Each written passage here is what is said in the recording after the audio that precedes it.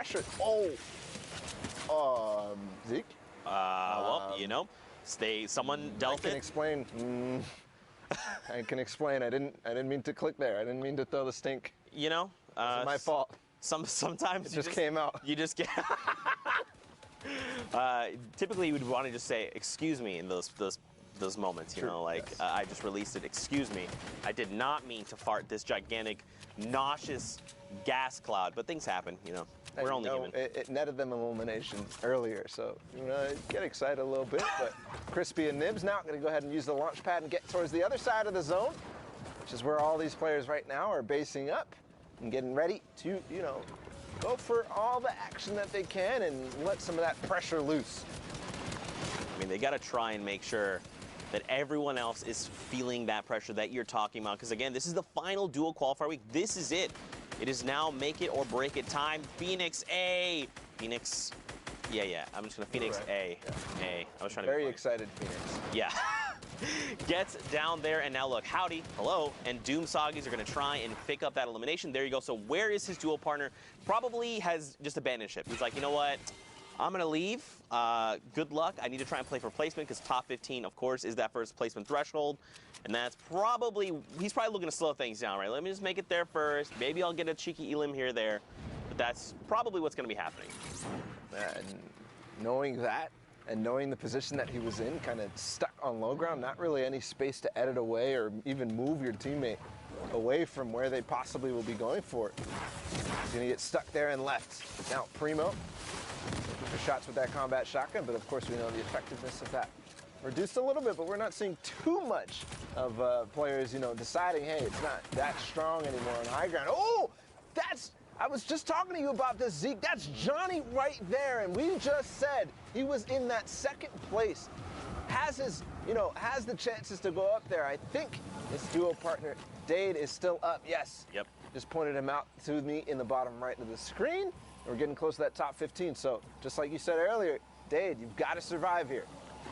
And this is going to put Dade in a little bit of an awkward spot, right? Because you never want to lose your duo partner in these situations. You guys want to be alive as long as possible. And I know that sounds like, of course, it's duos, yes. Duh, Zeke, right? I know. But in all seriousness, the longer, if you're in positions where you're in 1v2s, it's just a much more of an uphill battle right here. But Bolt. There goes Dade. No! The caster curse. But Zeke, he did get that top 15, so not a completely lost cause in this game because that's 3 points, and I'm sure knowing them, they've probably had some eliminations. They are so aggressive. Yeah, for sure. And this means they can re-queue, right? Don't forget, you've got 3-hour window to queue or 10 total matches, so they get right back into action and keep things going. Right now, though, look at this circle. Look kind of where we're navigating. These players need to start making these rotations or they're going to get caught out in weird spots. Look at that. You've already got people taking to the skies, launch pads, building straight up via ramps. Tome here. He's got the right idea. Let's get here first. Let's establish ourselves a nice little position. If he catches someone with this play, I'm going to freaking lose it. And then edited the cone in such a way that it makes it so easy for anybody to land on that. And in some cases even break, but it did connect to the thing above him, the floor above him. Oh no! Bala! Again, the caster curse, they've got to go. JMO is the closest one. No. Kanuchi is top. I'm pretty certain it's just one more. Over. Kanuchi against this one player, and then throw him down below. He's definitely going to go out. It's Hansel up on top. And the grenade launcher actually coming in from the bottom. I don't know where those grenades are coming, but it actually knocked Hansel out. Oh, Kanuchi also had an RPG, so those both combined here to make it difficult for Hansel trying to get that RPG off, or reload it, but he's not going to let him. Immediately pressuring as soon as he heard that sound of the RPG, but the knockdown's coming in. Is he going to take any damage? No, he catches himself, but the pressure is still going on from Kunichi, and it's going off the side of this building right now, but moving back. Hansel's going to be able to, take a breather here, connect back with metal, and he is definitely chilling, but also the time for Kunichi to reload that RPG. And he saw the wood come out, so he knows he has no more metal left. And as those wood materials keep coming out, he's attacking Hansel's builds. He's probably only got a handful left, 15. And now Kanuchi hasn't built anything. He's trying to just get it down to an old-fashioned who can fire first. And Kanuchi says, that is me, friend. And take a look, a 9-elimination victory royale, 19 points, especially being in a 1v1 situation there. You love to see it. That was clinical from start to finish. As soon as that 1v1 began, right? He was trying to get his RPG reloaded. He was trying to get those opportunities, but what he wasn't doing was wasting his materials and building while Hansel wasn't pressuring. He put enough pressure on to put Hansel on the back foot. Hansel kept trying to reconnect his builds. And that's not going to be enough against Kenichi, who knew exactly what to do in that situation. Oh, man, look at this new zone so far. These players have quite the rotation. Now, don't forget, we are in top 15 hopping in Storm Circle 5, so everyone here is going to get a round of placement points. Now, Bumboy does have the launch pad. I was going to say maybe even save it there, but you know what? Right now, he's prioritizing surviving, establishing a nice little nook for himself, moving forward. Now, the question is, where is Rex? He's got to be, okay, so we can kind of see his name there, kind of far. He's trying to close that distance and reconnect there with his duo partner, and now they've done just that. Just that, and as soon as that happens, they bring the pressure, the stinks come out, and the shield tags come in for Bumboy. Attack AR, we hear so much about the versatility of that weapon coming into great effect, but not quite the damage that you expect and the damage that you get from some of these other weapons, the ARs, the drum guns. You know, the infantry rifles. So he got 4 hits there and not even a shield break. Right. Yeah, the damage is a little less, but what it makes up for in player damage, you make up for it in, like, structure damage, right? Player-built structures, you just tear through them. And right now, speaking of the infantry rifle, Bumboy has one, so he's going to look to line up those headshots. You know, we've seen people like Ninja utilizing this weapon, and it is absolutely a laser beam when you can connect. And obviously, in the hands of these players, the top 0.01%, it's going to hit, you know, and when it does, it is going to hit you like a truck. I'm talking upwards of 80 damage on headshot. That is going to be sending players reeling. Okay, catches building, not building there. Unfortunately, going to get dropped immediately. He said building, not editing, so he didn't know how to... Yeah, he was trying to build, did not edit. It's okay, these things happen. Whoa, Sama, whoa! You cannot jump and scare me like that, all right? God, I already told you I'm stressing out. Jump scares are gonna catch me every time. Man, he peeked his head through that floor, and then as soon as the floor ended up getting built, he got pushed up by that phasing mechanic. So unfortunately, Sama is gonna be the worse for wear, but Bumboy and Rex right now continuing forward. I see Epic Whale and 40R Storm right now. We know they were up there in the leaderboards, but fell just a little bit. We didn't see him too high last time we checked. But both of the players, unfortunately, in their box under their stairs, and that's going to cause 40R Storm to take advantage with his precise aim across the box. And I mean, this is a scary duo, right? We kind of talked about this is more recent. Obviously, we've seen KNG Epic Whale with KNG Epic Whale's duo / Seal Matt. They're the same person. But now it's 40R Storm. Now look above, though. Ghost Sean, Ghost Aiden. These guys have already qualified, and they're looking just to continue getting practice, that prize money as well. There's no better way to get practice. And Aiden here just playing medic. I got you, buddy. Don't worry, Sean. Heal up. Have a splash. It's crazy that we have these items in the game where we can actually play medic. We can actually have somebody who is carrying the splashes on purpose and making sure he's paying attention to his duo's HP at all times. But while Aiden drops down with the Shadow Bomb, a rocket comes out from the top and knocks Sean down, so it's just Aiden again. And we saw this situation a couple of games ago. Aiden clutching up. I mean, we know he can do it. And really, this guy has performed on all stages right now, and I think he's finally gotten over that hump where everybody was saying, hey, Aiden, you're crazy at getting in people's face, at getting eliminations, but your endgame performance, not so good. But in this stage, in the World Cup Online qualifiers, his endgame performance has been insane. But unfortunately, going down here, but regardless, proving everybody wrong about that, you know, fallacy, I would say. Yeah, and don't forget, Aiden was at the Summer Block Party. He has been on the stage that will be going to the Fortnite World Cup final. So he's already got a little taste of it, right? So that is probably going to help calm his nerves just a little bit and help give him that edge. And again, he's already qualified. He's just looking to place high, continue to practice, because there's no better practice, probably until we get that Trios week, but even then, that's still not quite the same. But look at this. You've still got Epic Whale. You've got 40R Storm here left alive. 9 players, 8 players, 7. Okay, hold on. 7 players, 5 duos. So top 5 coming out, and players going to be dropped left and right. KNG Epic Whale being one of those there right in front of you. And we saw Fulmer on high ground. He picked up one elimination back then. He's still up with his duo Kytrex, and I believe, both taking a little bit of fall damage, and all of a sudden it shambles, but they do get the pinch down onto 40-yard Storm, and now all they have to do is find Berserk, and they're already setting up that pinch, you can see. But Berserk, with the double campfire, is going to quickly start to out-heal them and quickly get up to 100 HP, so they've got to go quick. But Berserk making the play first.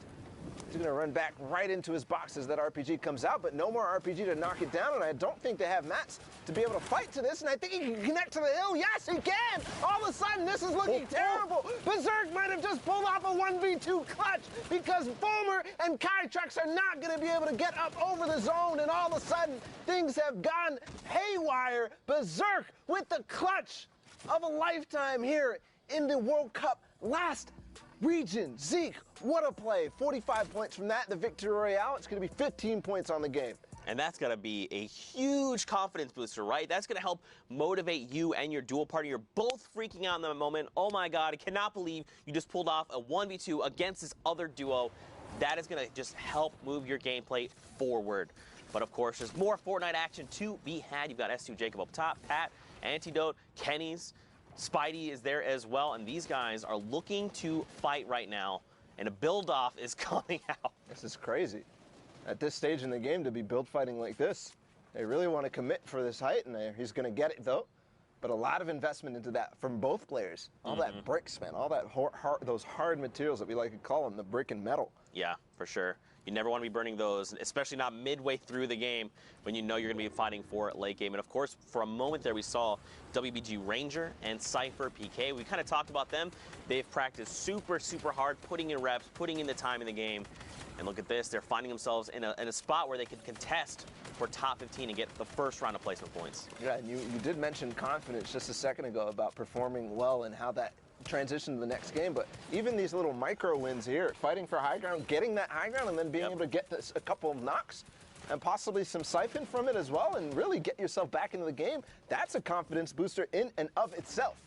For sure, and those things, like, I cannot stress this enough. This is something I kind of like to talk about a lot is, you know, your confidence in play.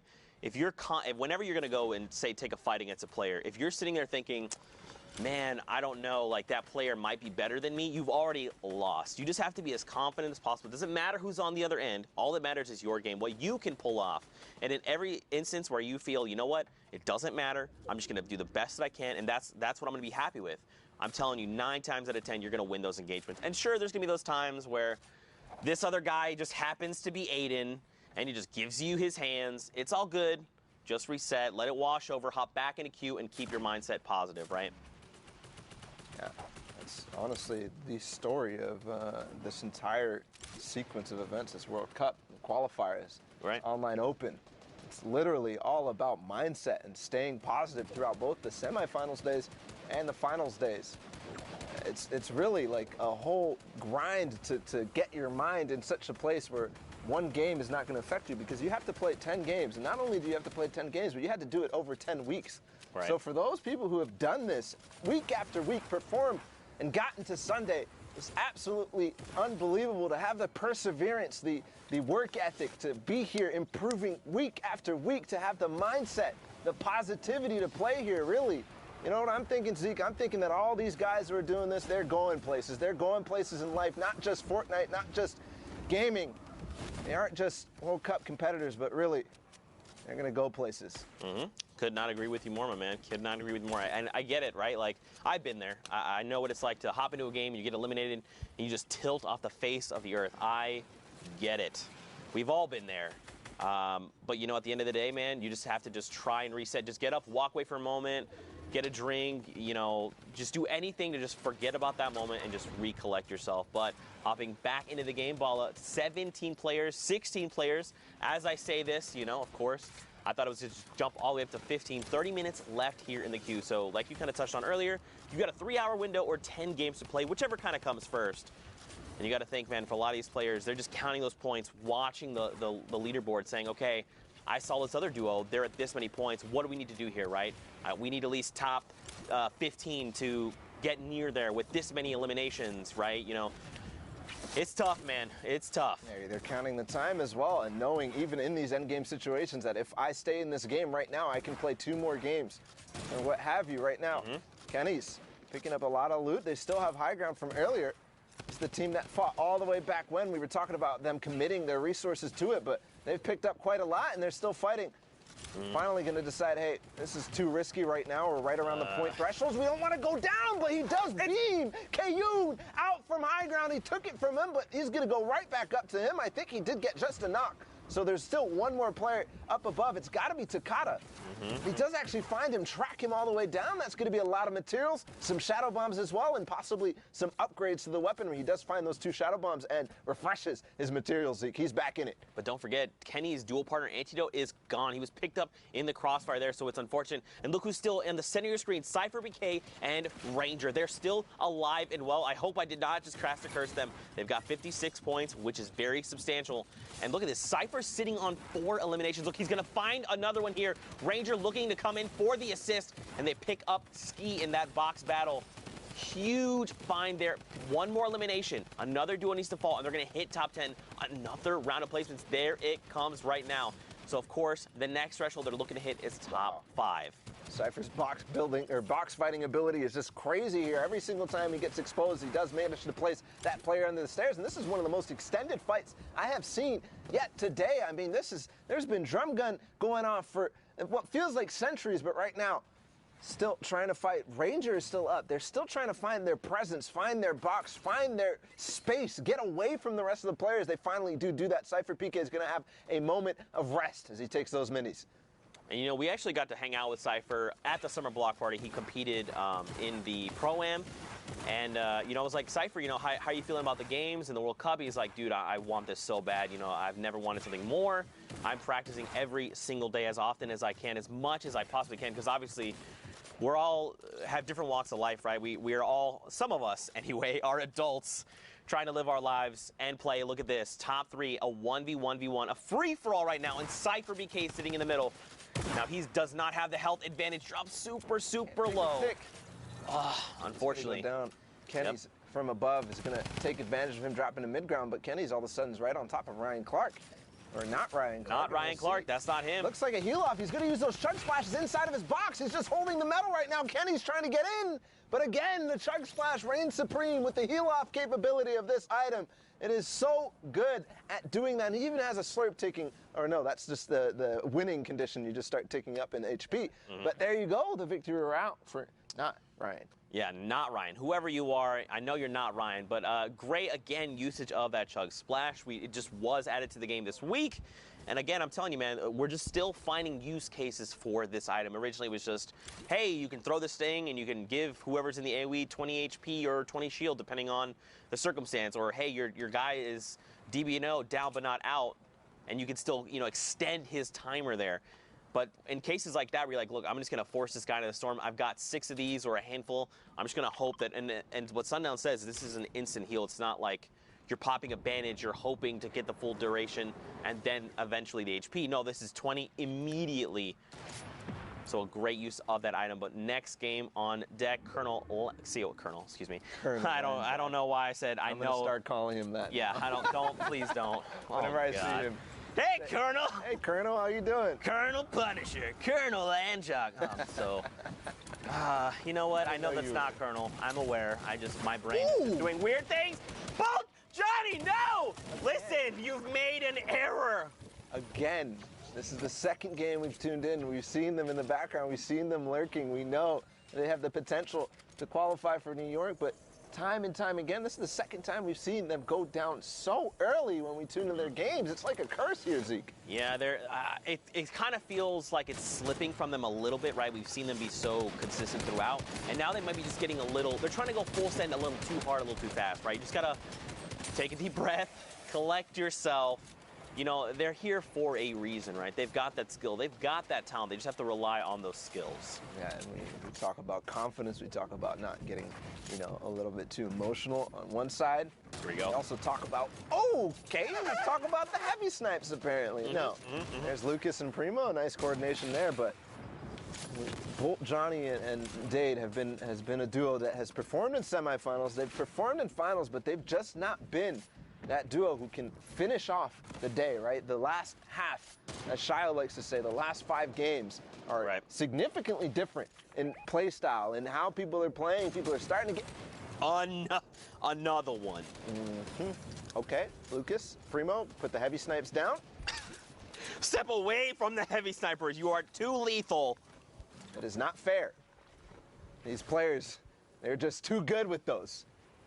Absolutely unbelievable. And now, actually, Punisher and Landjock. I'm not going to say it. I was going to say in my heart of hearts, I believe you'll be like, back with the Colonels. I was going to be like, please don't. My brain made a oops. I'm sorry. We're punching one more ticket. I can't do it to him. It's Landjock and Punisher from Complexity.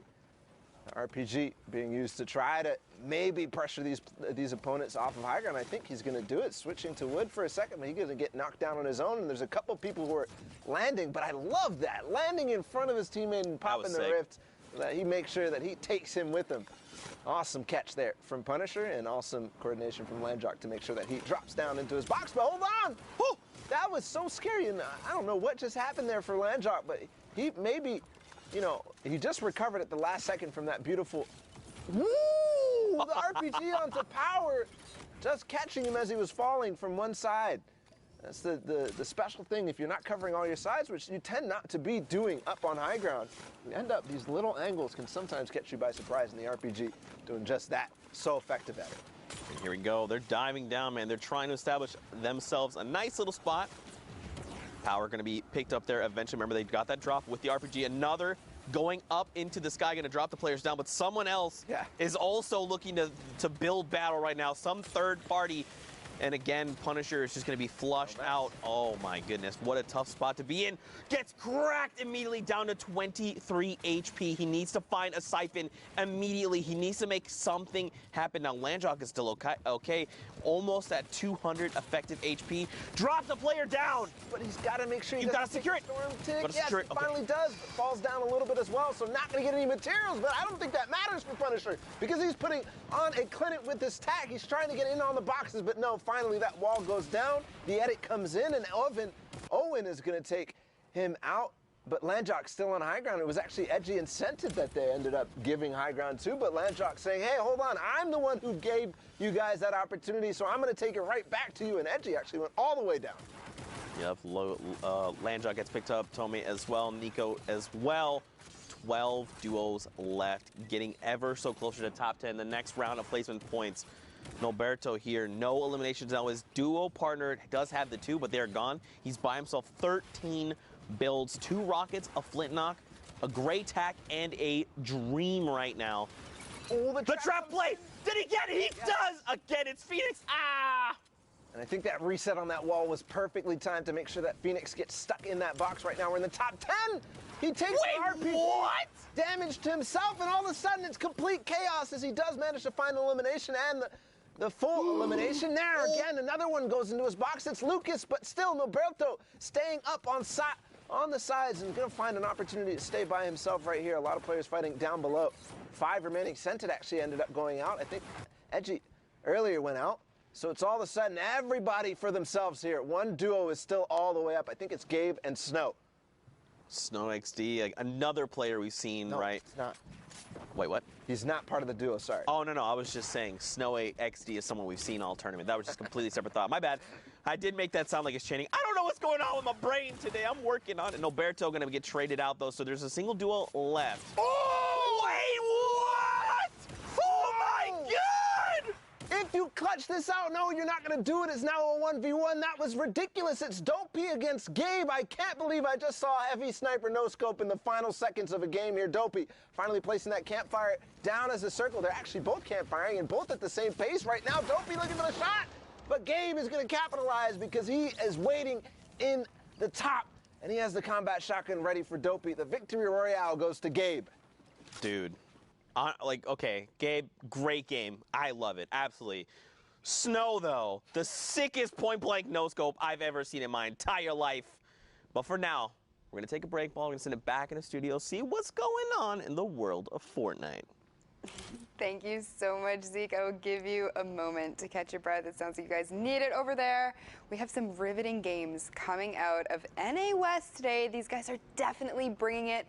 They're vying for that last spot, that last seat on the battle bus to New York finals in July. Sundown, I know we've missed a lot of action, but that's what you're here for. You're here to show us what we've missed. That is why I'm here. And also, just quick shout out, Alberto got a double trap elim there. It wasn't just the one. He had two players in the box in the immediate rocket launcher and Snow with a sick no scope. Let's actually check out some of the other plays we missed. Starting off, this kind of the theme here is great individual efforts in the theme of duos. So look at Tomei. He recognizes there are 4 players pinned against the side. What does he do? He drops a stink down there. Now look at his elim counter. That's 1. He's just going to run around. He has no map, so he's playing for as many elims and to get in the placements. That's 2. He gets the 3rd. He gets a 4th, and he gets himself into the top 5. Unfortunately, he will fall to Old Man Mountain, but that is taking advantage of your situation. And you know what? Chuck some stinks up there as well. Might as well grief a player while you're there. And you can see Berserk pushing around the side, getting a great shot there. And look what this ends up leading to. So him and Proxies are a little bit split. You see they're a box apart. Did have the Shadow Form, but he is going to be able to provide support from picking up Cyborg right there, but not able to get the revive. So now all by himself, 1v2. What does he do? Look at that double ramp up into the high ground, 180s around, and then connects off, closes both the players onto the low ground. You ever seen somebody win a 1v2 without firing a bullet? Berserk just did it. He looks back down, trying to find the shots to get the elim credit, but in the end, he'll take the victory royale instead. And speaking of the great individual efforts, look at Kenny S here. First, him and Antidote, some great team fire there. They find Maisie out of the sky and will eventually convert that one over. And then again, look at the team fire. Double tracer rounds. That's both him and his teammate able to find that knock there at the last second. So that's 2 elims that will end up converting over, and it puts Kenny in a great spot because now 110 effective HP, and he's ready to go to work. He started with 4 elims, now up to 6, and watch him go on a run now because Antidote is kind of spread out, doesn't have a lot of health. Kenny, checking his sides, is immediately able to find one player, turn again, and then start working top down. They're into the top 15, and again, Antidote gets blasted, but then takes Kayun out on the ultimate high ground and then drops back down, continues running out the rest of the lobby. 1v1 all the way through. Like I said, we hopped on board when he had 4 elims, got himself up to 9, but not Ryan Clark, showing the difference that the chug splashes make. Pops the slurp, 2 chug splashes in the face, holds the metal wall, and he ends up getting there. And this was the play. Ended up wanting to show you there. Towards the end, we have Norberto with the push there. Gets the trap. Now keep an eye on the elim counter right away. Phoenix on impulse, go down, and then he is aware of his angles, gets the reload, knows he can spray down to the corner and not get hit. Finds Vibe right there, the siphon cutting it through, and then it's just madness. Chaos in front of him, the rest of the lobby there, and you can catch it towards the end. I mean, just a great pickup onto Lucas as well. Sometimes things don't go your way, but you have to feel amazing making that play and running it out. Ultimately, though, wasn't enough for the victory route, but the individual effort was incredible. And you can see here, this is what the leaderboard is standing at right now. Arkham and Falconer in the top spot at 91 points. However, they have already qualified. So Epic Whale and 4DR Storm in the second spot right now would take the last qualification spot, Pooks. And look at this spread on this leaderboard right now. You can see Falconer and Arkham just so high up there with 91. But you know what? Epic Whale and Storm putting on a bit of a show with Antidote, Kenshi, and Will. You know what? Anything can change. These guys still have a couple of games left near the bottom, so we're going to have to see. We've seen guys pop off with these 20-point games, so anything at this point is possible. We still have a few games left to go, so why don't we just hop right in and take a look at that. Bala and Zeke, take us through those games. Finger guns. I am a fan of those. I also communicate with those. You can't see what I'm doing, but I'm doing them right now. I am not doing finger guns, but they are very cool. He's actually doing finger guns. Fortnite fam, do not let him lie to you. Here we go. Well, next game, hopping in with Duke and Kanuchi here. 6-8 eliminations. Yeah. What in the world? To start, I mean, already at this stage in the game, but also 2 Rift to goes, and they're looking pretty in terms of materials to get towards the next stages of this game. That wall did get heavy sniped as he's starting to drum gun inside of it. Of course, the stink bombs coming through as well. Now, Duke and Kunichi, we saw them, they were in 3rd place. When we just took a look, thank you to Sundown and Pookie. And they're going to be trying to push over towards the top of that. They're trying to overtake 40R Storm and Epic Whale right now. So we'll see if we'll have an update on them as well, see if we catch any of their games. Here we go, man. Ghost, Rar here, and Dark. Oh. EXP, great names. I like them. He's going to immediately beam another player, crack those shields over there, and he's going to try and just keep applying pressure, right? The question is, where is Dark? He's marking the players. He's saying, look, I've got players hurt here. Come and back me up. Now, where Dark looks like he might be above him. Teamfire is going to be coming out. Nothing is connected quite yet. I'm not sure what Dark is doing. I haven't seen him actually fire. I would expect them to try to set up a pinch, but based on their situation here, their low HP, they might be a little bit too nervous to go for it, but I think this is definitely a situation where you have to, because you know he's low, and these players keep doing the same mistake, right? The first time he got him low, it was just because he gargoyled, is what we call it, where you kind of just stand still at the top of a building. And I don't think they're going to let him get away here. I think he's going to want to go and collect the siphon on both of these players because he needs it. He's hurting for it. He's reeling, and he knows they have heals. There it is. He finds the player immediately. There's a big damage numbers for sure, and he... Blorg tried to go for the Shadow Bomb.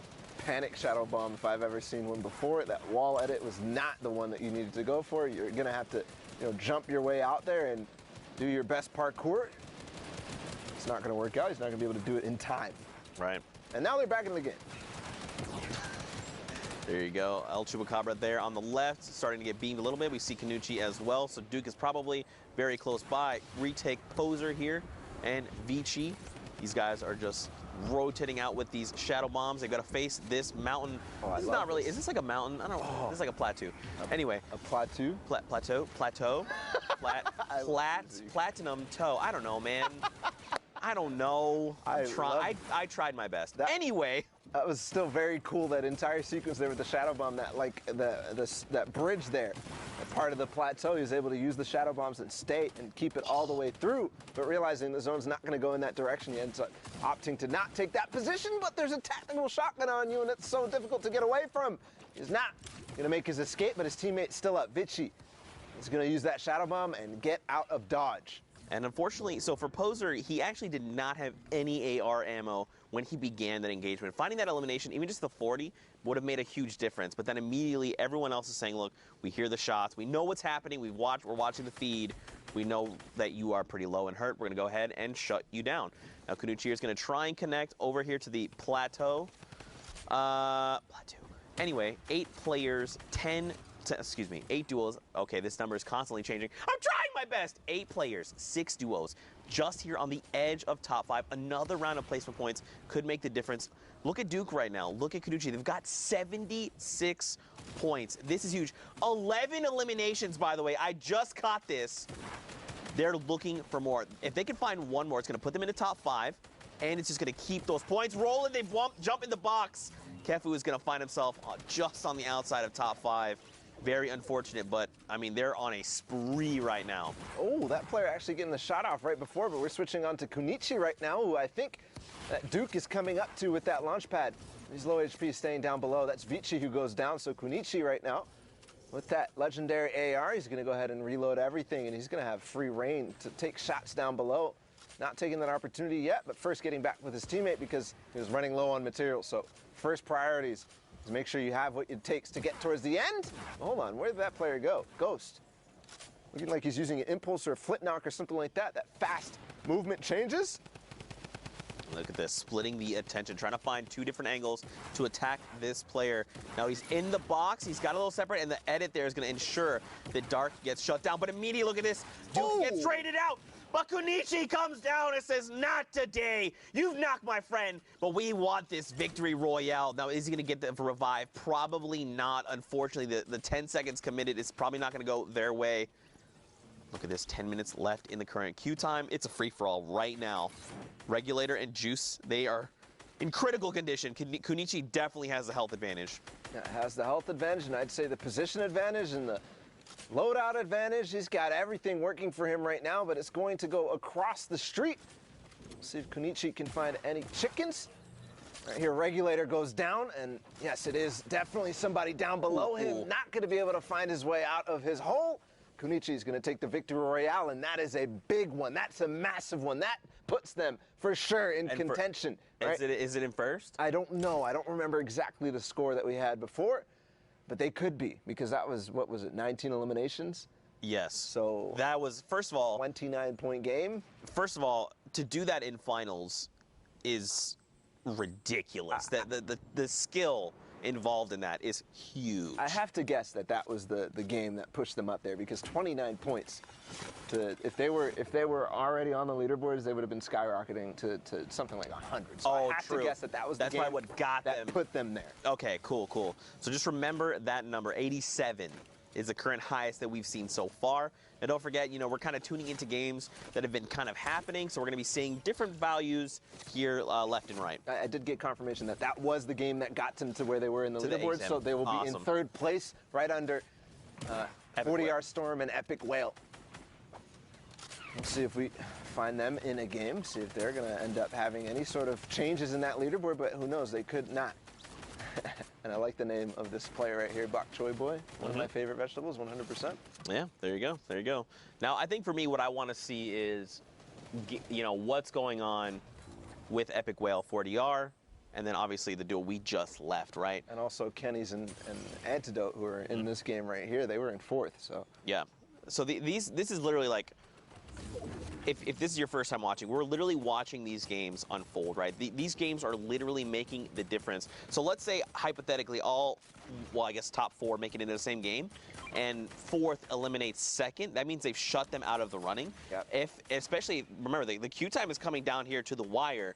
If they get shut down, that has huge implications on the standings. You could, if how to better explain this? My mind's trying to say 18 different things. But basically, they shut them out of the running. And if that was their final game, maybe that was the 10th game, maybe at that moment, that was the last opportunity they had to queue, that means their run is done. And then it's up to whoever's still left to try and rack up points and move up and down the leaderboard, right?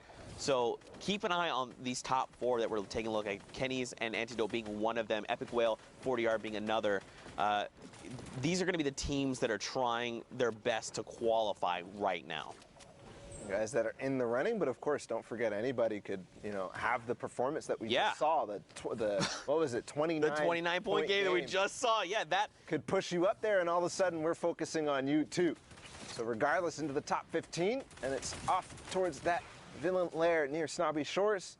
Starting to get a little bit run down, but now Quake is, Quake. A little bit of knowledge on Quake. This is probably one of the best PG players that anybody has ever seen. I mean, we're talking.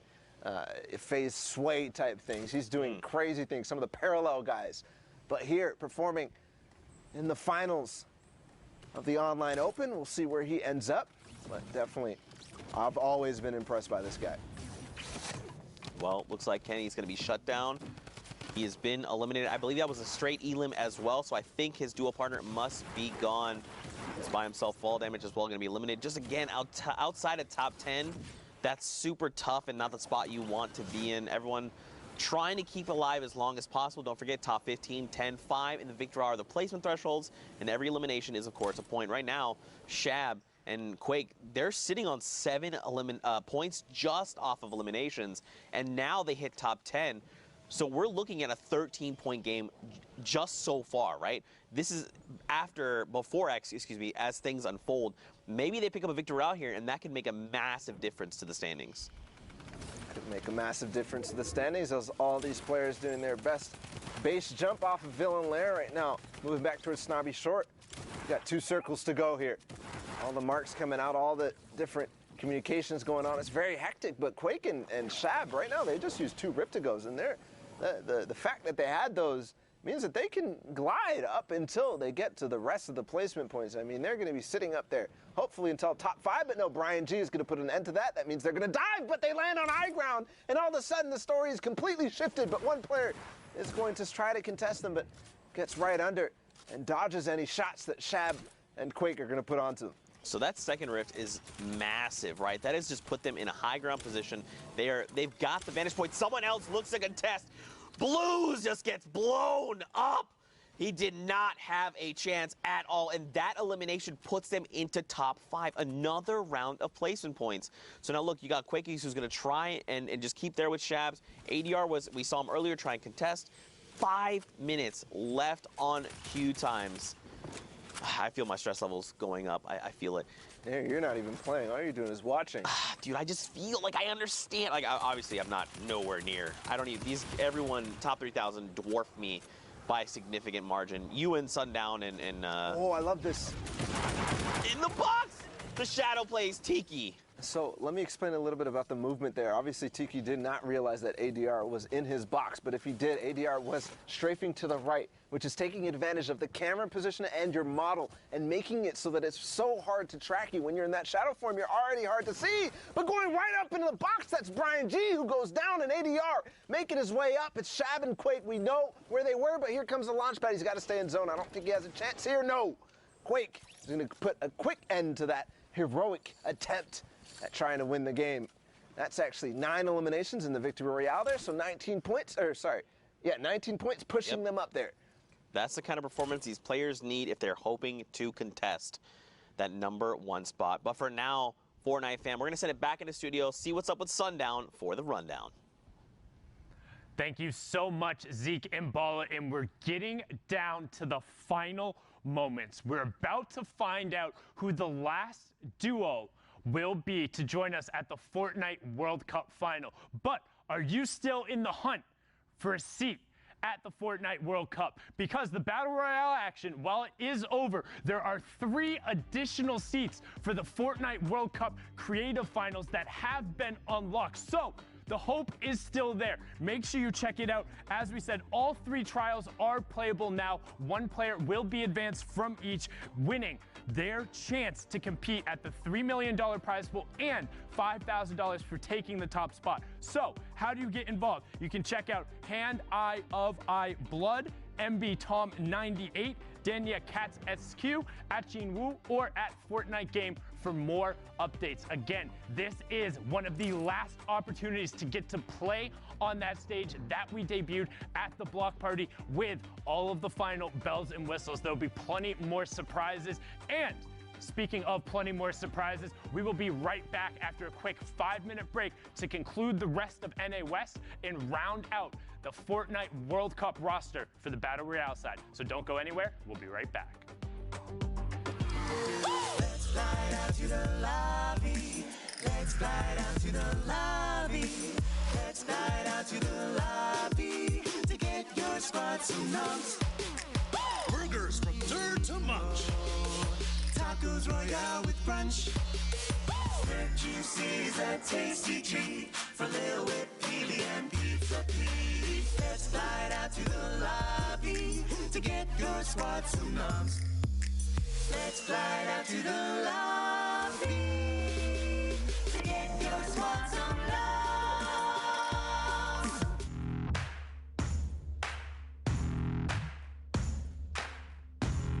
Thank you so much, everyone, here in the Forum in LA. Ladies and gentlemen, this is the Creative Showdown. How you feeling today?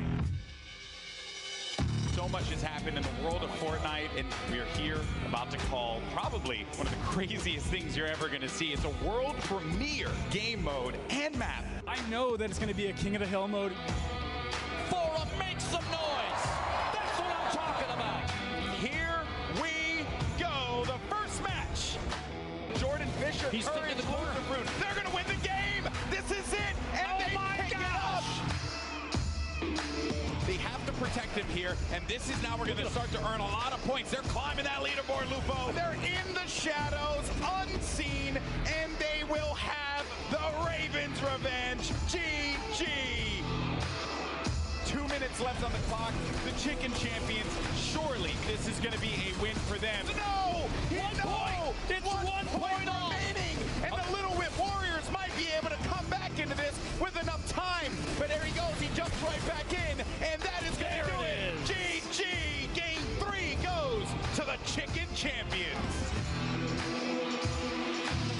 Every single person to keep in mind. There's a ton of stuff going on here, not just Fortnite. It's just a good time all around, man.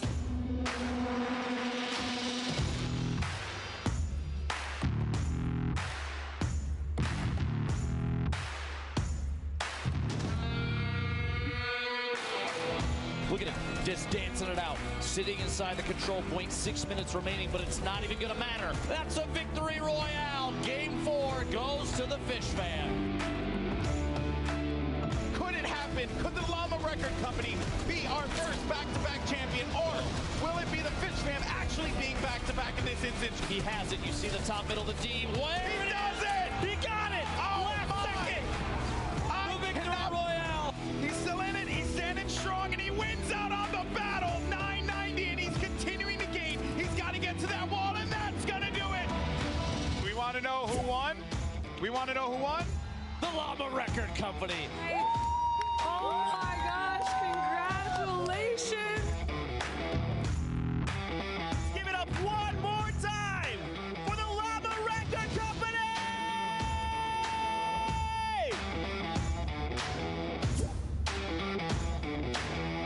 Thank you guys for hanging out with us. We'll see you guys on the battle bus.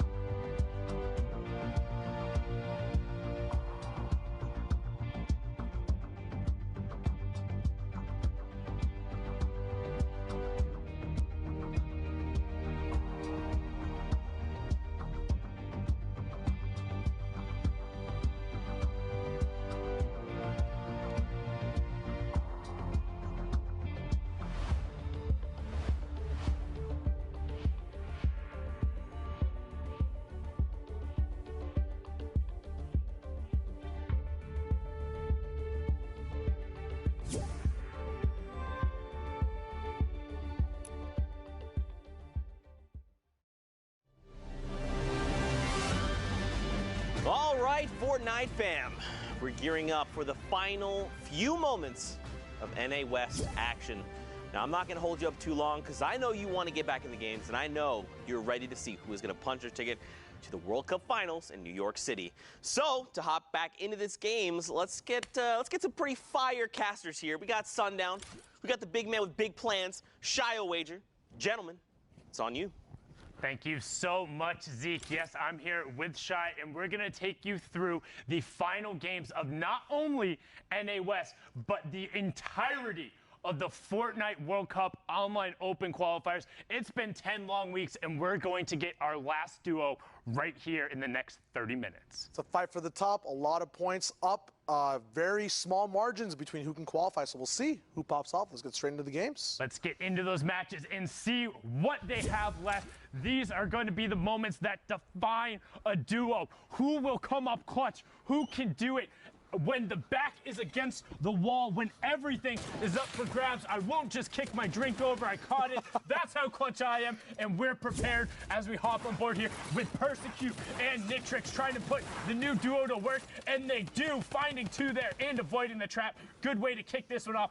Currently sitting at 10 Elim, Shia Wager. Impeccable movement, making sure that the duo gets right out of line so, you know, that Persecute can just get out of that trap line, not get damaged at all. They have so many options now for the items they can pick up as well. They got to pick the winning loadout that not only gets them towards the end game, but gives them enough room to have those pressure picks, have that room to, you know, pop off at any moment possible, high, low, or mid. Instincts and heavy snipers will certainly allow them to do that. We talk about it being kind of the skeleton key, the one that opens all doors. A little bit harder in duos, but you can still make it work as they're trying to get the double wall replaced there. One player pickaxing, the other one holding the wall, continuing to go for it. Get that wall, get the replace right away. Combat finds the basket, and will they be able to push through? You can see the other player wanting nothing, trying to get up and over. You have to change levels. Moving just horizontally won't be enough, and he is finally able to get away from the relentless push up to 11 elims. They won't get both duos, but they do get a little bit of reward for the risk they had to take on that fight.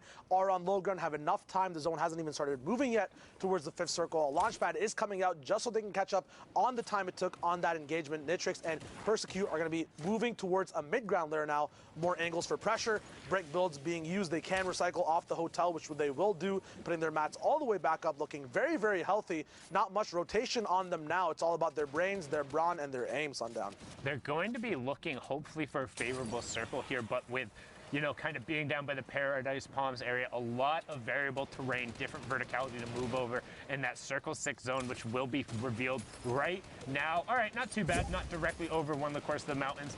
Most of the lobby will have to rotate past them, but they need to be careful as they're currently just getting shredded from the people on the far side. We talk about momentum as well. These guys do have 12 eliminations at the moment, or 11 eliminations, my apologies, and they're going to keep rolling off of that. Now, tunnel vision is the thing that happens as well, as they might spend a little bit too much time not prepping for the next rotation, instead going for this pressure on Boo and Badger on the zone line as well. It could hold not the best as the option towards getting a win in the game, but playing off of the eliminations they've had earlier in the game, it could prove to be a nice flow of movement throughout the whole game for this duo moving up towards their next zone. Now tunneling in Nitrix. Once again, no mobility. It has to be raw movement here with their builds. Tunneling being so important. A person in their box gets shotgunned out of there. The combat, making sure it's being used in combat. Nitrix taking down Hayden. They're seeing if they can move once again as a duo. Splitting up is going to be bad at this moment. A heavy snipe coming in does not connect, but does put down enough pressure to give them a little bit of room to move towards where they need to get to go. Lair switches coming up as well. Wood builds in front of them, so Nitrix, seeing that, knows he can pressure them off a little bit to give him some room to move around that specific area. A nice low ground rotation here does require a lot of mats, however. And we just hit the top 15 now as Nitrix is on the backside, so 3 points for everyone in the lobby, as the duo who has already qualified up on the high ground right now is Landjock and Punisher. Nitrix does get picked up there by Gabe as Landjock finds Badgers. That was one of the players who was pinned on the outside by Nitrix earlier, and now Landjock and Punisher are looking to run through the high ground. Again, already qualified, so just trying to play for a little bit of cash and potentially ruin somebody else's dreams as they're doing everything they can to get the practice in.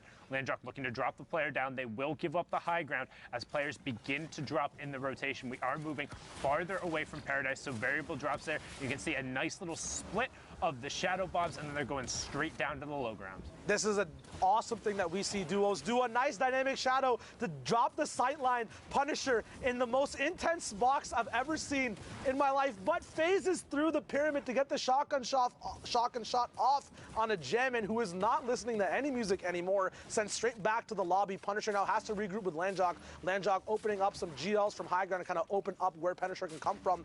No pressure for Punisher to catch right back up to where he was before. And now we have our top 10, and also a great play there. Did end up metroed in the box, but just stopped, picked a corner, and then was able to win the box fight right after.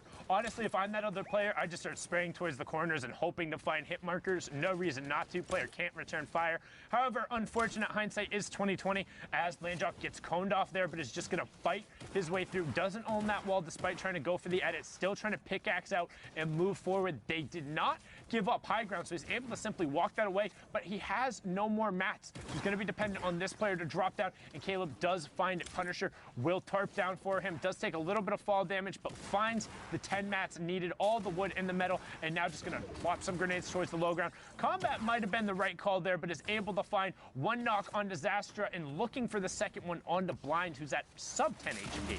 All these risks that are being taken by this titan of a duo. Punisher going all the way down to low ground, but also losing a lot of his HP for that. Landjock now has to carry this duo based off of health, but he gets beamed from Persecute, who ends up on high, has brick builds as well, so he's going to be chilling up there for a long time, not pressured to come down at all. Blind, he might win this solely. A 1v2 against the whole lobby, gets another beam on the Punisher. Just perfect play there, not taking any damage, getting a lot of siphon as well that he didn't really need, and so many mats left over as well.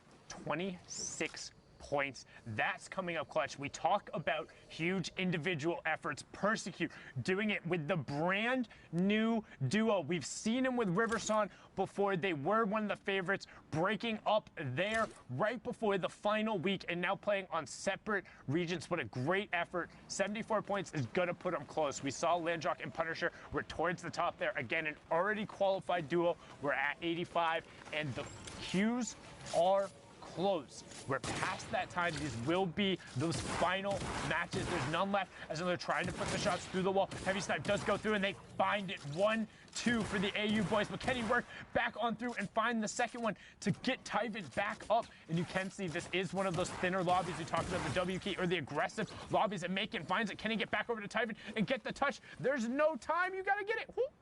Oh my God, the last possible second to make sure their YouTube dreams live on for the rest of the lobby. A lot of mats available from multiple engagements here as well. I saw a Rift to go down and some Chug Splash as well that these guys can get and just make sure that their end game is popping off to the most potential possible. Those Chug Splashes already being used. That loadout slot will be sufficed with another item. Unfortunately, the shadows were not picked up by Macon. We'll see if that will prove bad at the end of, or towards the end zones of the game as well. A lot of hard mats here, a dope place to tarp up on and box up on as well, making sure they control all layers and all walls as well, as you never want to be surprised by a Heavy Sniper breakdown or anyone editing you down or around you through your walls. A lot of bullying coming in from the server as well, as these are fresh builds. It's very hard to stay safe here. All angles now are going to be risk and detrimental for this duo at the moment. They're going to have to switch layers, and they do, saving a little bit of mats, but Tyvan is in a position of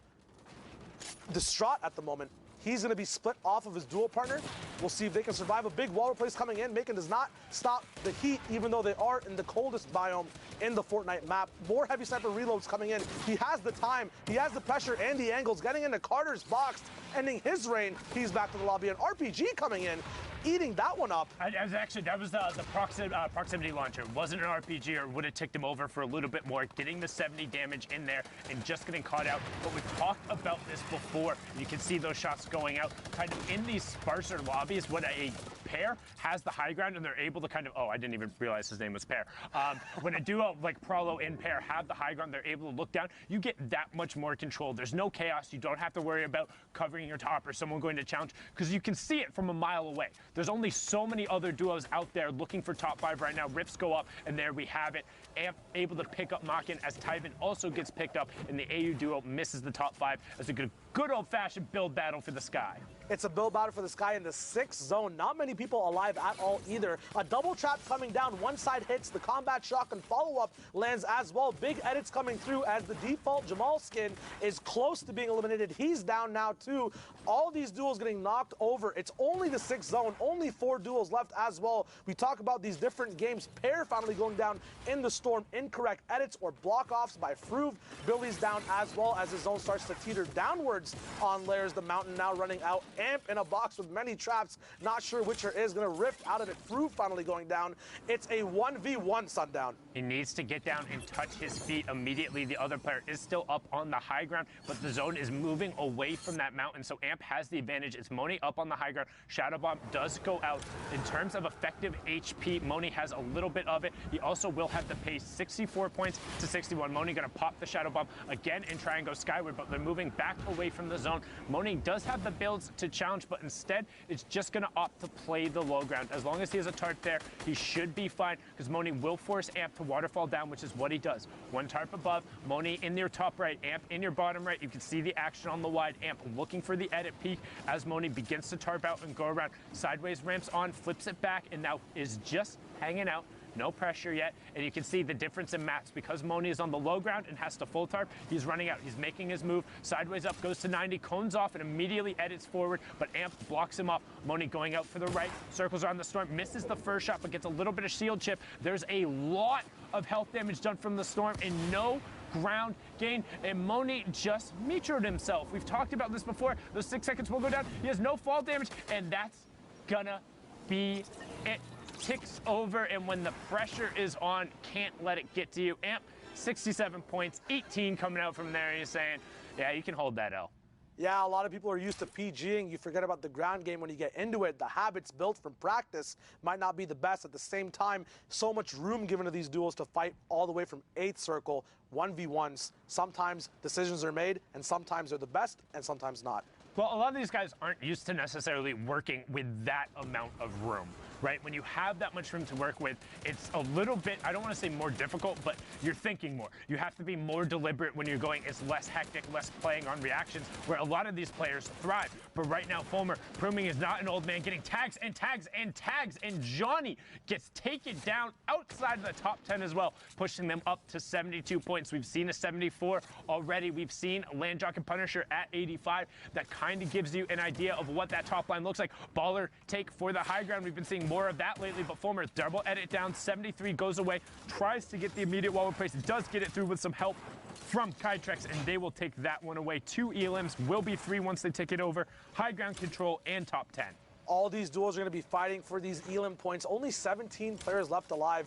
Sundown, you said that it was a little bit harder or different for duos to adapt to this space when there's so much more room. The big thing as well, there's so many game plans people practice with these end game Discord servers where you're used to seeing a lot of people on mid tarps that you can punish. But in these situations, you kind of have to hound for those elims yourself. So we'll see if that's possible with these players, if they can get towards those positions. But they are very unorthodox and might be a little bit too daunting or frightening at the moment. And the big question is, how much can you get away with in this circumstance, right? Because if there's 40 people in this lobby right now, you have to full tunnel everywhere. You have to be using all the mats, but how much can you cover yourself? Do you always have to be double tarping as this player does disengage, or can you get away with just throwing a single roof above your head because the players don't have an angle? Right now, Boss Baby and Ramos getting a ton of room to go aggro, but getting it turned around on them. They are able to pick up tough X1, but they need Ramos to disengage over a box, will reset the walls around him, and make sure they get the quick revive.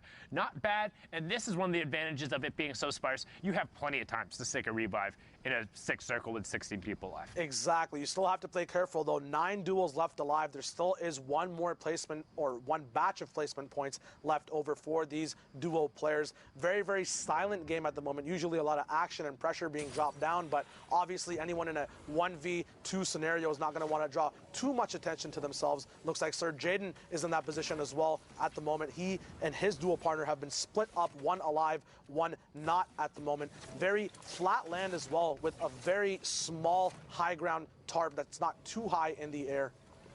Yeah, just trying to hang out on the far side right now. He is one of 2 solo riders, everyone else having a buddy, but just looking to hang out and being conspicuous. Wants to make top 5, wants 2 more points, just trying to wait it out. But that's pretty much everyone else in the lobby as well, doing everything they can. You see Hannah and Carly over there of Gen G. Shout outs to those ladies. They are absolutely nuts. We're able to put up, I believe it was near a top 25 or top 30 performance yesterday, but absolutely been popping off there. Good to see them in this endgame now as Tyler and Jace are on the high ground trying to make the rotation. Tyler does end up getting picked up by Exitic on the backside, and now Jace is going to be that solo rider. Combat, Flint Knock, 2 big pots, and the chug splashes. So plenty to work with as he starts layering down shots, checks his high ground, finds the one, and then knocks down the player, secures his high ground. There is one in the box. He puts the turret down so the player can't put a cone. That might have been 200 IQ. Think he might have been going for a spike drop. Can't quite see what his inventory is there, but needs to catch up to the zone. You saw him considering using the Flint Knock. Instead, just going to use a little bit of a ramp push to put himself forward, and then drop directly down on top of the player. 73 followed by a 72.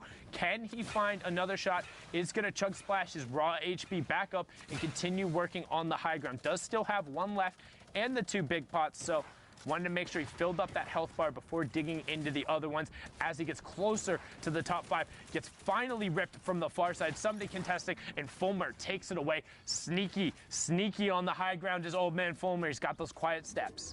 He's got the quiet steps, but he has that loud beam as he's going to now punish everyone else in the lobby below him. Kytrex is also up right now. No dinosaur there, though. He's going to be very adept at seeing who is where and punishing properly anyone who's not building like Eclipse, who gets beamed from the storm.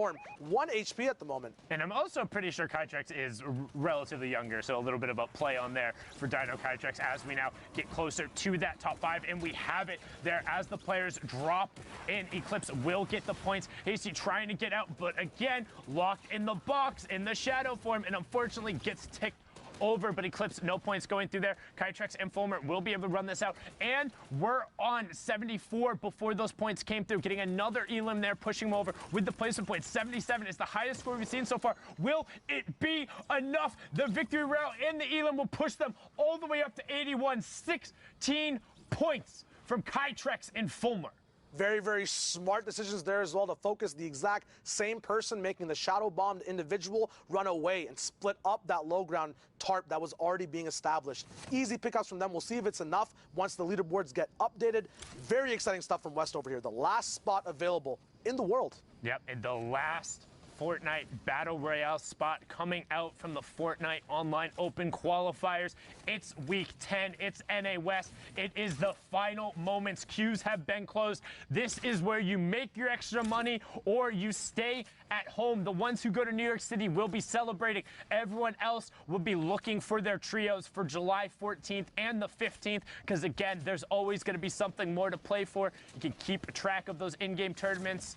Got those coming up as well. I mean, I'm excited for that. I've been a big fan of all the trios. Love the trio one-day mode. And I think, like, in terms of the map size, it ends up being where you get some kind of mid and early game contestants, but really, if you want to spread out the map and just loot, you can. So excited to see where that is. But right now, we're in the duos action, the final of it. We got Smoke Notch and Biles on board. Sana, how would you approach hitting these big, tarped, hard mat bases? How do you kind of get in there without heavy snipers, without stinks? Do you pressure it with the ammo you have, with the amount of players there? What are the risks and rewards of tackling something like that, like a base that big? Okay, so me personally, no, I don't challenge in these circumstances. Like, if everyone's like boxed up and all this and no one else is shooting towards someone, I'm not gonna go unless I have something that is a key or I can look to kind of press down towards the edge of the storm, as you see Biles doing there onto Former, getting a nice elim and then getting whatever he can there. Does get the shadows to get back in, but generally, like, if you can pour in and kind of add fire to somebody else, fine. If you're like don't necessarily have a heavy snipe or stinks or supposed to force action, I prefer to be reactive. But if you do have two players with enough medium ammo, you can start pouring bullets into someone. It's just all about selection, right? So pick towards the backside of the storm. Pick someone who is very obvious because you want other players to join in on your shots, right? Exactly. You need to have that balance of risk versus reward. Talking about reward, Epic Whale and his duo 4DR Storm at 93 points. The stars to qualify this week. Epic Whale could double qualify as well. Once again, we saw Calc and Macwood, recent duos who just switched up and then qualified on NA East servers. Right now, we have a recent duo that just started playing together as well, as Epic Whale did play with Silmap before, but is trying something new for week 10. And 4DR Storm qualified for the solos side. Epic Whale did as well. Decided to put it together, but Edgy and Centered are trying to do everything they can to deny that right now on the high ground. Only sitting on 60 points, so they're not going to be happy about that, but they're going to look to take away everything they can. They want to run it out as they knock down another player, pushing themselves closer to the top 15, trying to do everything they can. Rift into the sky, but he gets ticked over by Boop. Edgy will get the tick over afterwards, but unfortunately is not going to count as both of them have been taken down. That will be the last of their run as 4DR Storm and Epic Whale are up on the high ground. 4DR Storm, max HP and a bush. You can't get more protected than that unless you have a ball, and they're looking skyward, trying to get even more points right now. They're sitting on 3 elims, trying to get to the top 15. They are so close, and they want every little bit, every bit of padding makes you that much more secure as you go in, because the final spot is on the line. PK goes down, Kanuchi goes down. Nobody wants to be that last team full converted on in the last game. The rocket launcher goes out, and it is just chaos right now.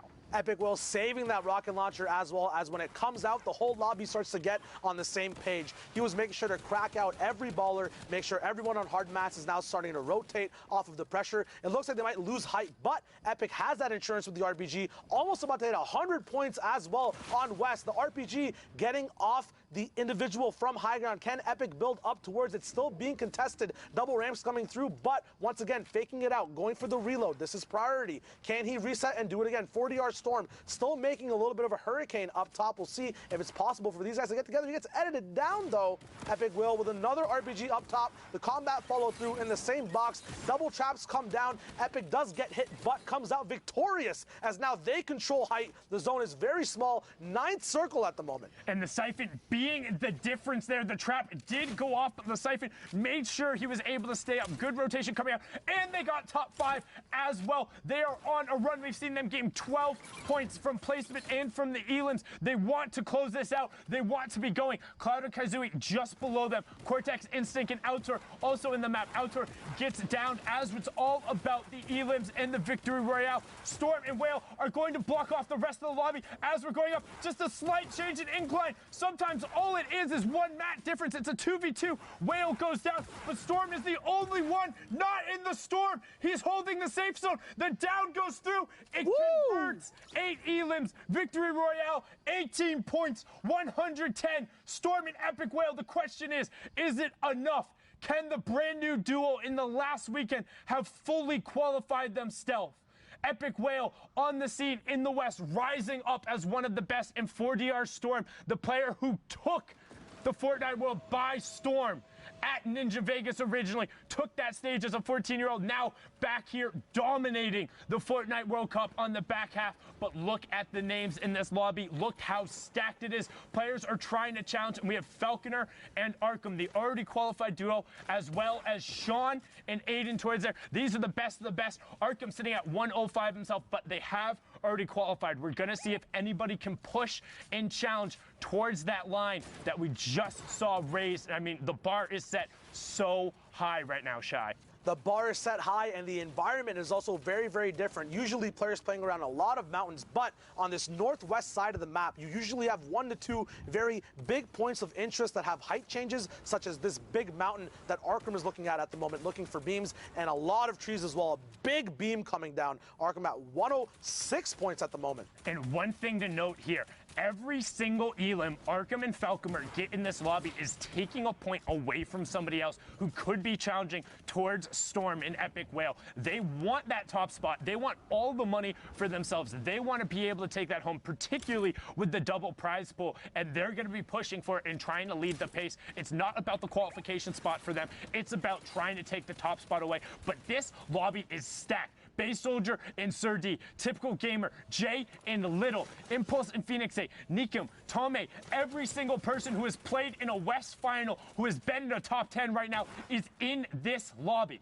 The legends are here, and they're here to represent. We're going to see how these guys will play around their factors of respect. Watch, player has none for Phoenix or Impulse as he just goes in a tumbler and dry cycle, making sure everything's squeaky clean, and he comes out of that with 2 elims and a lot of items that are available, but he eventually goes down to Jay from Congerna, who just easily pops him off. Dexter and Turbo now in mid-ground as well on a big base in the middle of zone. Yep, Jay and Little have already qualified as well, trying to push in towards that, doing everything they can to work their way back up the leaderboards. You see more than half of the duos left now as we hit that 25 marker. 42 players remaining, shots coming in towards the back. You can see Jay walling off all of it. Launchpad does come out. He gets ripped as he takes it off. All of his shield gone. Luckily, does have a ton of the shields as well as the flint, so if he can set his feet, they'll be good. The other Kangara duo towards the top, Barl and Lino over there, and they're looking to do everything they can to get to the far side. All the tricks are coming out of the book as well. We have these half launch pads. We have people hiding inside cones. We have people double editing, playing with that shotgun swap delay as well. Everyone has to play at their top peak level performance to be able to perform in this type of game, especially on West, where players are aggressive. Typical trying to go in and claw for an elimination on Sean, but Aiden says, no, that's my duo, that's my buddy, don't touch him. Blocks him off from that vantage point. We'll see if he can see anything else below him at all to pick up. This is something a lot of players do on the mid-ground as well. They are in wood, though, so it's very easy to beam 2 soccer skins, but can they live up to the sweaty reputation of those skins as well? And you can see so many players are stacked vertically right now, which typically you're not going to see at this point, but because it's 35 players and we're closing in on Circle 7. No, Circle 7 is moving right now. We're into it. The space is limited. They have to start stacking vertically, which means these engagements are going to happen in and around corners. It's going to be up and to the sides. And now we're finally closing in on placement points as we near moving circle 8. Falconer looking for the sides up to 106 points. Again, trying to reach and close in on Storm and Epic Whale to deny them that top spot. They will still qualify, but they want everything they can get through, and everyone in the lobby is trying to challenge them as Sean is trying to take it away from Bait Soldier. And we have our top 15. So if you're in the lobby, 3 more points over to you. Falconer and Arkham up to 109. They have the classic loadout as well. Right now, only one Elam, which might not be how they usually play, but with less ammo, redeploy, and minis, you're going to have to pick your point to pop off in. These mats are also low, so they're going to be looking to make the most probable and efficient trade-offs in terms of shooting and stopping. A lot of combat shotgun sightlines, as well as their enemies, Aiden and Sean, do not place a wall and get punished for it. Both players going down. They had a pre-edited arch that was right there, but Arkham and Falconer, all of a sudden, you talked about only one Elam, all of a sudden turns into 4 and into the top 10. 114 points now for them as Cold Cutie is able to pick up an Elam up on the high ground. Uzi Xenon does self-eliminate there as now Falconer and Arkham pick up Cold Cutie after he dropped in. Great job with the heavy snipe, making sure and recognize him. He was only one level there. 14 players remaining, 10 duos left. A lot of solo riders, but as I say that, a couple of them get picked off, and we're closing in on top 5. And look at the vertical stack. That is huge, and it's all hard mats, so it's always going to be there. Not going to be knocked down by RPGs unless you send 2. Proxim launchers might be able to find a way, but the positioning of these players already playing around it is going to be too good. And these are the final moments. This is the very last game. Can Falconer and Arkham take away the top spot? It looks like they've done it in terms of the Elim. So can anybody catch Epic Whale in Storm as Arkham now works down? That's top 5 with that Elim. So Code Kicks does end up getting his. Arkham checking his sides there. They want the top spot. 2v2, v1, but Falconer gets picked off. Arkham has no build, so what does he do? Drops down, finds the low ground, and finds a little bit of space. Looking to drop the player down, and he gets it. That's Tomei taken away. Avoids the trap, finds another player. 1, misses the shot. It's FLX finding the conversion there. Xenon is still down, up to 79 points. Wants to work his way as far up. It's a 2v1. Flint does come in. Flicks gets the 1. Can he 1v2? Jay and Little, the already qualified pair. This is for all the bragging rights. Potentially a bigger payday. Trying to do everything he can. Does have the siphon coming through. Now he just needs to be aware that Chunk Splash is coning himself off. Has it. Misses the first shot. Reload does come through. They're both standing up. They can't fire. Can he find it? No! It is Little, the player from Kungarna, the World Cup qualified, able to take it away. 3 eliminations for him. 3 for Jay. Victory Royale. That is it. The final match of the Fortnite World Cup Online Open qualifiers. Thank you so much, everyone. I'm Sundown, was joined here by Shao Wager, and we're going to throw it back into the studio to Zeke Miss Prime. Zeke, what you got, baby? Love it. Never mind. Anyway, guys, thank you so much. This has been an incredible ride so far. Now, I know what you're thinking. Zeke, we got to know who's going to the finals. We've got 1 qualifying spot. Well, I'm going to tell you right after this 10-minute break. Gotcha! See you in 10. Let's fly down to the lobby. Let's fly down to the lobby. Let's fly down to the lobby to get your spots and numbs. Burgers from dirt to munch. Tacos Royale with brunch. Red juices, a tasty treat for Lil Whip, Peely, and Pizza Pete. Let's fly out to the lobby to get your spots and numbs. Let's fly out to the lobby to get your spots and numbs.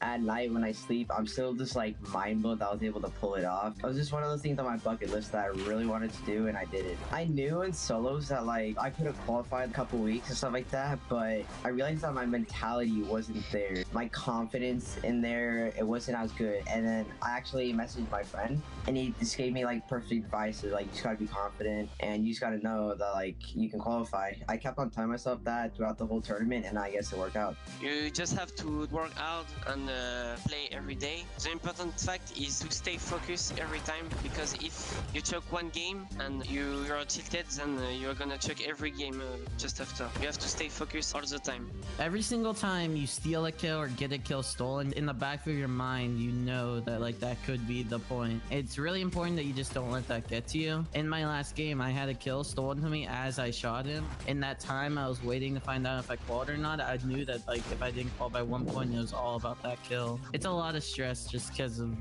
just how close it is every single week.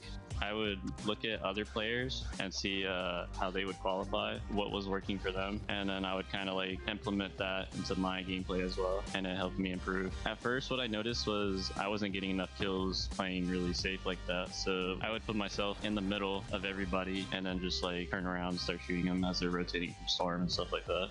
Probably the best two things to do is practice creative and get the mechanics going, and then also like VOD review and look at your mistakes, because when I went into week 7 of solos, I was pretty nervous and I messed up like 2 games, and then I started to tilt and I played terribly, and I looked back at like what I did wrong, and then I came into week 9 just feeling pretty casual. I knew what I had to do and not tilt again, and it worked out for me really well. I do customs like every day, and I work a lot on what I do, and I watch streams, and yeah, I practice like that. Like how do he play? If he do something good, maybe I can take it and do the same in game. So me winning the first game got me very confident, and that led me to being confident while fighting people as well, so I didn't stress when fighting people. Also, the second game I won, that got me confident. When the World Cup got announced, I started practicing a lot daily, playing 3 to 5 hours a day, even more sometimes. And me seeing improvement motivated me a lot. I had it in me to qualify, so that really motivated me.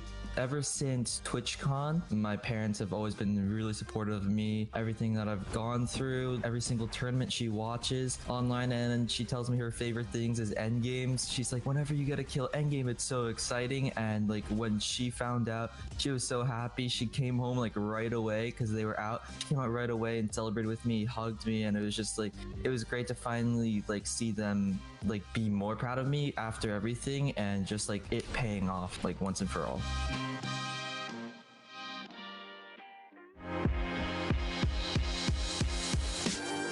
All right, Fortnite fam, we're here for week 9 of the Fortnite World Cup Online Open qualifiers. And just like this Cuddle team leader, we are very excited to be here. The final week of solo competition. Hopefully these players can take a bite out of the competition and really keep it top notch. Codename Elf. Guys, are you ready for week 9, the finals day? Man, I just had a whole bag of cookies. A whole bag of cookies. He's the yes man. I'm so happy I don't have to be near Zeke for much longer. We got some qualification. We got a dancing banana too. I want to see Zeke wear that at some point during the World Cup. Fortnite fam, you guys know I love it when you use that hashtag Fortnite World Cup. We actually have a social producer that helps sift through all the tweets and all the incredible things you guys send us, and his name is Nick Brown. All right, guys, my name is Nick Brown, and for the Fortnite World Cup qualifiers, I've been working as a social producer. So basically, every time any of the casters say use the hashtag Fortnite World Cup, I'm the one who plays defense to make sure that none of those cheeky tweets with bad words end up on the big screen.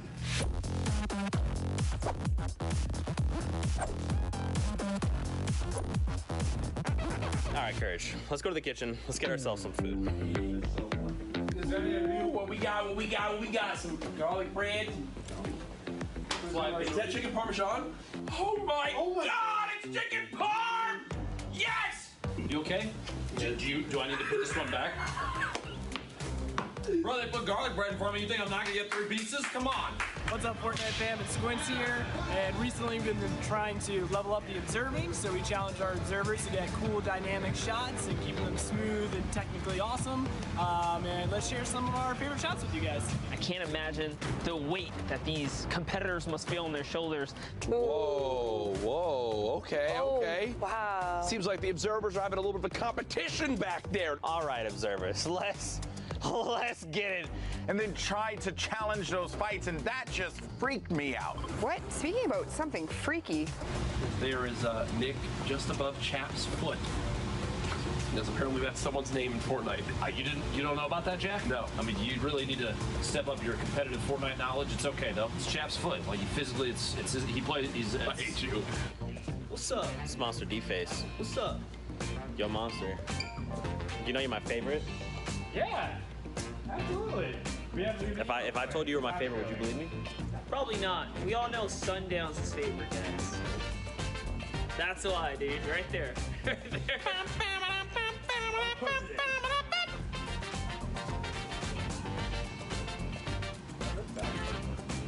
What? Dude, it messes me up. You know, a lot of people ask me what the best part about replay is. It's got to be working next to GFX Becca. People ask me all the time what the best part about being a graphics operator is.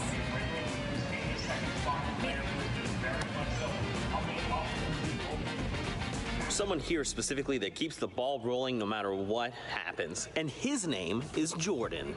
What's up, Fortnite fam? My name's Jordan, and I am the production manager on the Fortnite World Cup Online Open. My job includes making sure the production happens smoothly, handling staffing, catering, any technical issues that may arise, making sure everyone else is doing their job. He's really good at stuff. We're on a break, and Jeff is going for the high score.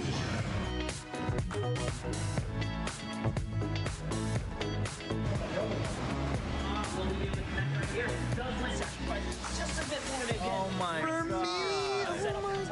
That's really special. And he has the Not for you. The random down. I don't know if you realize it's completely uncontested. But It's over. Week 9 is done. Goodbye.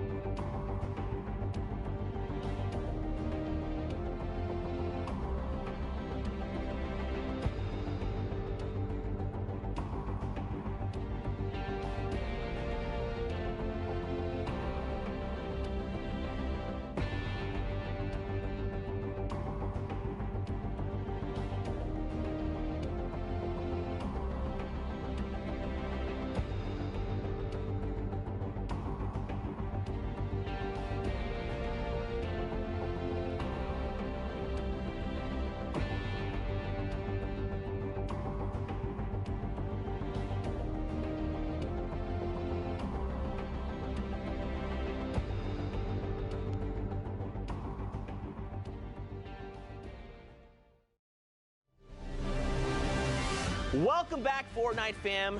The day has been incredible. We've been hanging out with all of our friends, watching a bunch of Fortnite action, punching tickets left and right, and of course, there's one punched ticket that remains unpunched. And now I'm going to tell you in just a few minutes. Because first, we're going to take a look at the social wall. Obviously, you guys have been hyped, taking to social media, celebrating with friends, family, the likes. And of course, you guys are absolutely amazing. 4 times qualified. Yeah, Benji, stop showing off. 5 out of 5. All right, Shinken, freaking Average big. placement of 1.8, by the way. Hello, Shinken. Okay. Weird flex, but okay. Just kidding. Anyway, we also have a second page of social to take a look at. I mean, just more excitement across the board. Again, huge shout out. Let's not forget Zextro. Cried a little, some reason though, so no. That wash. That wash. I mean, look, you had a wrist injury, dude. You had to take care of yourself, and of course you come back and you're like, you know what? What wrist injury? I'm still the best. Boom. Pow. Got him. All right. Now, let's keep the ball rolling. We're going to wrap up the show with Here Are Friends. I think it's only fitting we start taking a look at the NA West results. I think it's time. Got to see the final ticket. Are you guys ready? Here we go. Woo! All right. Wow, that is absolutely unbelievable. So Epic Whale and 4DR Storm are the qualifiers, because don't forget, Arkham and Blue Falconer have already qualified. Landjock and Punisher have as well. So that is KNG, Epic Whale, and 4DR Storm. Massive congratulations to you, the final duo out of NA West and the final spot. Now, of course, guys, we've had a full day of Fortnite action. So really quickly, let's just recap everything that's gone down, starting with Oceania. Just a quick refresher to remind you who is coming through from every single region. From OCE, it's Serpent and Hype. I mean, Sundown, you stayed up late, you watched these games. Are you surprised? They played incredibly well. I mean, from start to finish, they were on fire. It was 7 matches. They averaged just below a top 3 finish, 2.67 going on there. I mean, we talk about point efficiency. They did it all. It was brilliant for them. You have to feel a little bit of heartbreak there for Jalen and Skyla, as well as Zora and Geese. They were so close in so many of the weeks. OC proving that the top level of competition, the names that we saw every single week in the top 10 in both solos and duos, those guys are definitely a step above the rest. And now they get to come to the stage, Fortnite World Cup Finals. Now we're going to move on to Asia. Don't forget, we also had qualifiers coming out from there that happened this morning while we were all asleep, unless you're Sundown, you're a maniac and stay awake. Again, son, I'm going to send this your way, because you know, you have the infinite insight on these things. What do you think about Flame and Unique? So Flame and Unique, it was really cool to watch because, again, people have talked about moving literally where they live or going to different land centers to try and get better ping. And this is a Southeast Asia team playing from Vietnam. They said in the semifinals, like, GG high ping, by the way, placing in the top 10. And then they turned around and their style was high on execution, rifle fire together, loot up safe, and then get key rotations. Incredibly proud of him. I actually was able to talk with Unique just a little bit over DMs afterward, and he was just saying, I'm so incredibly happy. I didn't think we'd be able to do it. Just getting to this point and being able to represent and being the first and only Vietnamese team on that stage, like, just huge shout outs to you guys. Well, there you go. You like to see it. Of course, we're going to keep things rolling. Europe was the next region up on deck. I mean,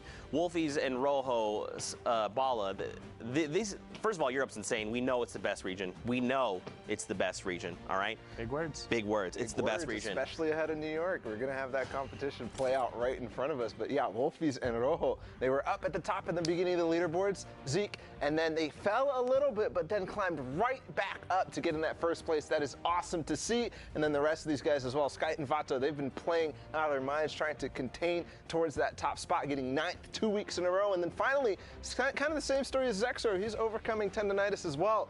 And he had a long post on Twitter earlier in French about his journey, his confidence, struggles. And to break it right here in the last week is unbelievable. Man, for sure. And also, got a shout out. I was going to say. Another one of the controller gang Yeah. joining up in there. Him and Vorent clutching up, and then Singularity, Thomas HD, and then Klusha being a full qualifier as well. So big shout outs to him and Skype hitting that mark. Next region up was Brazil. Shayo, I'm gonna ask you and lean on you for this. You know, we see X-Zone coming through and King. Now, of course, there's several Kings here, but 9Z's King. This is actually a duo that you mentioned when we interviewed, and you said these guys are someone to look out for. Absolutely. Just they didn't find their footing all the way till the end weeks, like week 9 to week 10, week 8 to week 10. So it's dope to see that they found out what worked solos and duos wise, and you know, they just popped off, which is amazing for that region as well. Now, next up is NA East. Pooks, I'm coming your way for these results. Don't forget, we had Slacks, Keys, FN, Zexro, and Vinny, of course, and Young Calculator and Macwood coming through. And again, we see Zayd and Saf do it all over again, qualify again. Zayd and Saf, no surprise seeing them up there. Same with, you know, Calculator, having that interview with him and Macwood earlier, just seeing how excited they were, you know, telling their families, their moms cried. This is a huge deal for so many of these players, and to be able to give that to them, to say, you know what, join us in New York, come play Fortnite with us, you know, do your best. You know, Slacks and Keys, we saw so many of their games today. They popped off. These guys knew that this was the last week they had to qualify, and they definitely brought the heat. Yeah, for sure. And of course, with that wraps up the entire day. But first, we've got to punch the final ticket to New York City, coming out of NA West. I mean, I feel like, do you guys mind if I do this one? I mean, Shy should do it. You know what? He's our guest. Yes. He's our guest. Absolutely. Shy, you will be the one to punch the ticket. Let's do this, Shy. Now, of course, guys, don't Dr. Lupo him, remember. Don't do that. Yeah, it's all Chat's fault if that happens.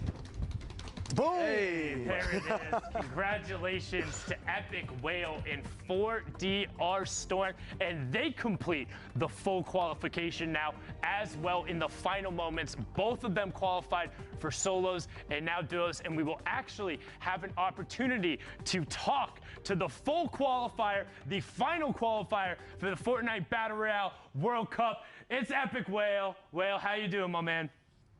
Yeah, I'm doing good. I mean, good is an understatement. You guys put on an absolute show today. So, first question I have to ask you: what's up with your duo? We haven't seen you and Storm play together before. So, what was going on there?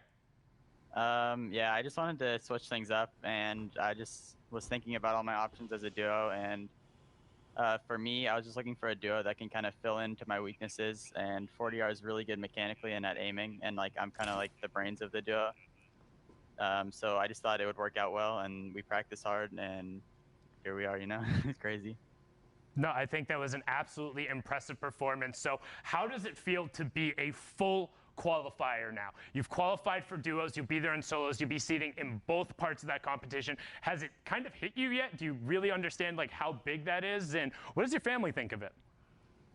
Yeah, it's crazy because like now I can get like bad RNG in solos, you know, and then like I still have a way better chance to do good in duos too. Like I just have I feel more safe, and that like I can pop off and get like a top 10 placing in either duos or solos pretty easily.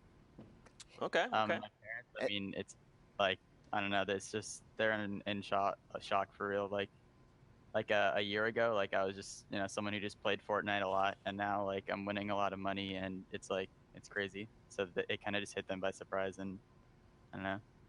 And to actually do it, not only are you double qualified, but the duo that you picked, 4DR Storm, you're actually going to be triple qualified. You guys are all going to New York together, and that's going to be crazy. How does that, the next couple of weeks going into July, how does that factor into it? You guys are both going to go together.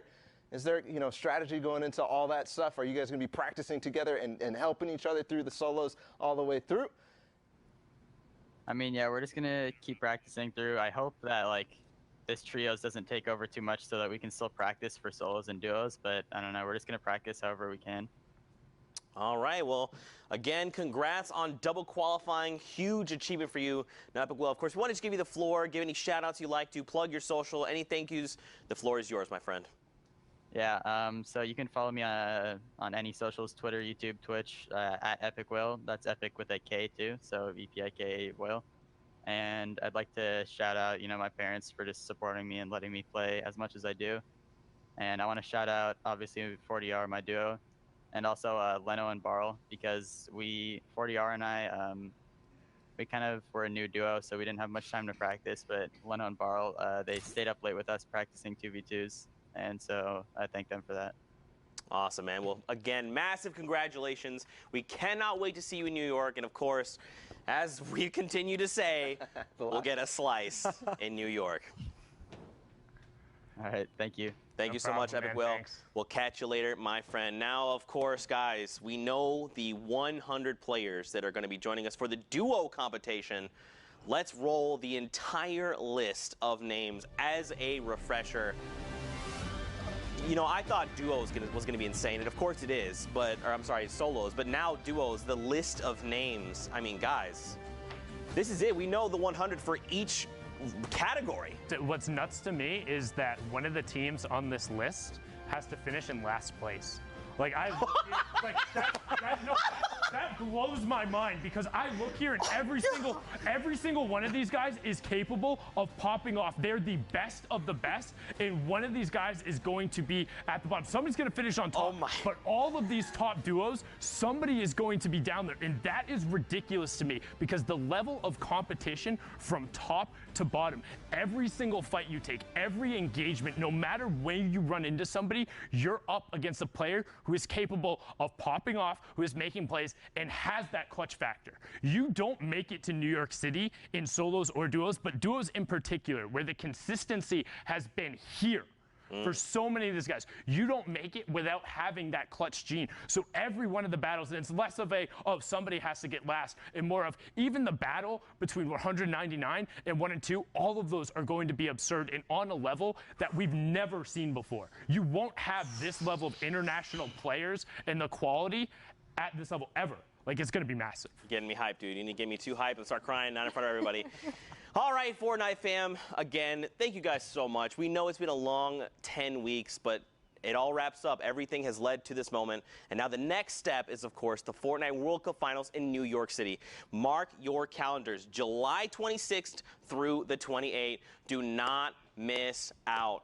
Now, of course, from all of us here, the entire talent crew, the broadcast in the back, all the producers, everyone from Epic, thank you guys truly so much for just hanging out with us and taking this journey with us. It truly does mean the world. I think it's only fitting that we all have a group hug before we leave and say goodbye. So let's bring it in. And let's get close to the camera. Let's make it really. Yeah, come on. Let's get chat in here. Yeah, get the arms around it. Say it in, guys. Thank you so much. You all are amazing. We'll see you in New York City. Get ready for the trios competition, but the Fortnite World Cup Finals, July 26th to the 28th. We'll see you guys there. Bye. Yeah, throw a grenade. Golden Boy is so proud. They got another one. That's a double for him. Right now we're in the top 10. He takes damage to himself, and all of a sudden it's complete chaos. The proximity launcher is going huge. He just got one. Oh no, reverse drop down and he challenging. Strong right now, taking out another player, absolutely just bodying these players in this lobby. I think Jaehyun taking a lot of shots. Does he have a landing spot? Chunk splashes coming in. Isn't enough. Pash hit the storm. Oh my lord. As we continue to say, we'll get a slice in New York.